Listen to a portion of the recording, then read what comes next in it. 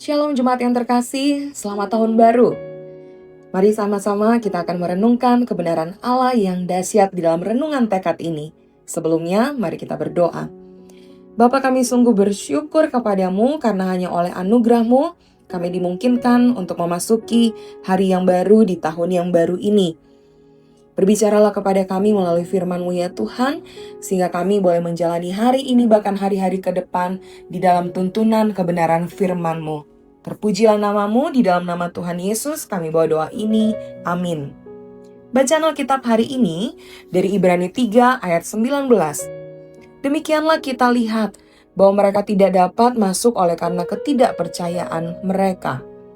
Saudara-saudara, bayangkan seorang dokter yang dengan sabar memberikan resep obat yang tepat untuk menyembuhkan penyakit kita. Namun, kita menolak untuk meminumnya. Lama-kelamaan kondisi kita tidak membaik dan penyakit itu menjadi semakin parah. Surat Ibrani 3 memberikan peringatan yang serupa dalam kehidupan rohani. Allah telah memberikan segala yang kita butuhkan, tetapi respon hati kita menentukan akhir perjalanan kita. Allah telah memberikan kasih dan penuntun yang sempurna. Penulis Ibrani memulai dengan menegaskan keunggulan Yesus Kristus sebagai rasul dan imam besar yang kita akui. Yesus dihormati lebih besar daripada Musa, karena dialah yang membangun rumah sejati, yaitu rumah Allah. Sedangkan Musa adalah pelayan di dalam rumah itu. Dalam diri Yesus, Allah telah menyatakan kasih-Nya yang tertinggi, menjadi penuntun yang setia dan penjamin perjanjian yang baru. Hal ini adalah anugerah awal yang besar dari Allah yang penuh kesabaran yang ingin membawa kita dalam perhentian rohaninya. Namun manusia dapat mengeraskan hatinya dengan mengabaikan kesabaran Tuhan. Di sini penulis mengutip teladan sejarah yang keras, ketidaktaatan bangsa Israel di padang gurun. Mereka mendengar suara Allah, menyaksikan kuasa-Nya, namun tetap memberontak dan mencombai Dia. Dalam kesabarannya, Allah murka 40 tahun lamanya, namun mereka tetap mengeraskan hati mereka. Kata mengeraskan hati di dalam ayat 8 ini menggambarkan proses yang bertahap. Bukan penolakan sekali jadi, melainkan ketidakpedulian berulang terhadap panggilan, peringatan, dan kebaikan Tuhan.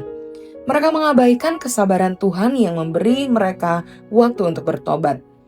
Akibatnya adalah kehilangan perhentian yang dijanjikan. Peringatan dalam Ibrani 3 sangat tegas. Waspadalah, hai saudara-saudara, supaya di antara kamu jangan terdapat seorang yang hatinya jahat dan yang tidak percaya oleh karena ia murtad dari Allah yang hidup.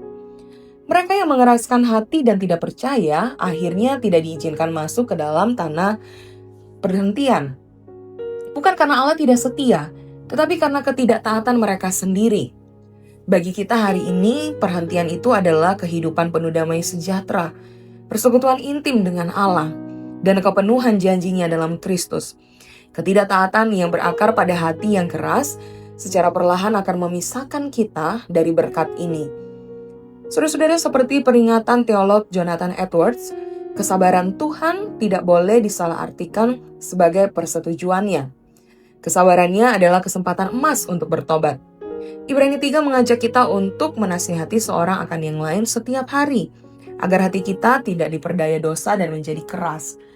Marilah kita merespons kasih Allah dan kesabarannya dengan hati yang lembut, taat, dan percaya penuh kepada Yesus, Sang Pemimpin iman kita, agar kita tidak gagal mencapai perhentian kekal yang telah Ia sediakan. Mari kita berdoa.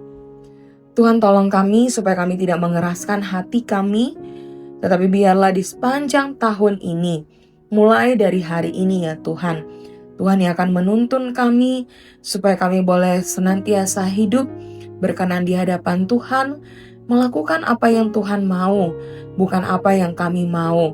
Kembali lagi hidup mendekat kepada Tuhan dan tidak lagi mengandalkan diri kami sendiri. Ajar kami ya Tuhan untuk sungguh-sungguh mempercayakan seluruh hidup kami. Biarlah kami ya Tuhan boleh Engkau dapati di sepanjang tahun ini dan sepanjang umur hidup kami menjadi anak-anak Tuhan yang taat dan setia, selalu mensyukuri akan anugerah demi anugerah yang Tuhan anugerahkan bagi kami. Terpujilah namamu. Di dalam nama Tuhan Yesus kami berdoa. Amin. Selamat melakukan kebenaran firman Tuhan yang dahsyat. Tuhan menolong setiap kita. Dan bagi saudara-saudara yang butuh dukungan doa, silakan bisa menulis di link yang telah kami sediakan dan kami akan mendoakan setiap pokok doa yang ada. Tuhan memberkati.